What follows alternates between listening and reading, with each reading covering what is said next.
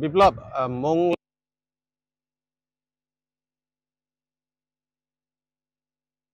কখনো বৃষ্টি, বাতাস কিন্তু দমকা বাতাস সবসময়ের জন্যই ছিল, কিন্তু বৃষ্টি কিন্তু খুবই কম হয়েছে মোংলায়।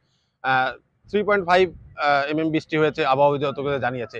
বেলা বাড়ার সাথে সাথে কিন্তু বাতাসের প্রকোপটা প্রচুর পরিমাণে বাড়ছে। যেমন এখন কিন্তু বাতাসের প্রকোপ অনেক বেশি, নদীও উত্তাল হয়ে গেছে, নদীতে পানিও বৃদ্ধি পেয়েছে। এবং আপনাকে যদি বলি যে আমরা কিছুক্ষণ আগে জানিয়েছিলাম যে আশ্রয় কেন্দ্রের লোকজন যাওয়ার অনীহা প্রকাশ করছে, কিন্তু আশ্রয় কেন্দ্রেও কিন্তু এখন লোকজন যাচ্ছে। স্বাস্থ্য এবং স্বাদের মধ্যে চমৎকার একটা ব্যালেন্স করে পীর প্রিমিয়াম আয়োডাইজড লবণ।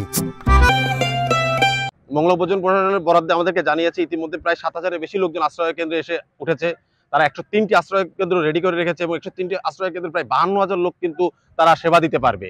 তো বিপ্লব, আশ্রয় কেন্দ্রে যে যাওয়ার যে লোকের যে অনীহা ছিল, এটা কিন্তু আস্তে আস্তে কেটে আসছে। কারণ ঘূর্ণিঝড়টি হয়তোবা রাতের দিকে আঘাত করতে পারে মংলা উপকূলে, এমন সম্ভাবনা থেকে আসছে। এবং ঘূর্ণিঝড়ের যে প্রকোপটা, এটি কিন্তু বোঝায় কিন্তু লোকজনকে আশ্রয় কেন্দ্রে আনার চেষ্টা করছে।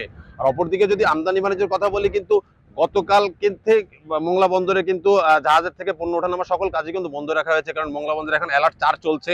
এই অ্যালার্ট 4-এর মধ্যে কিন্তু মোংলা বন্দরের সকল প্রকার অপারেশনাল কাজই কিন্তু বন্ধ রেখে আছে, পরবর্তী নির্দেশনা না দেওয়া পর্যন্ত।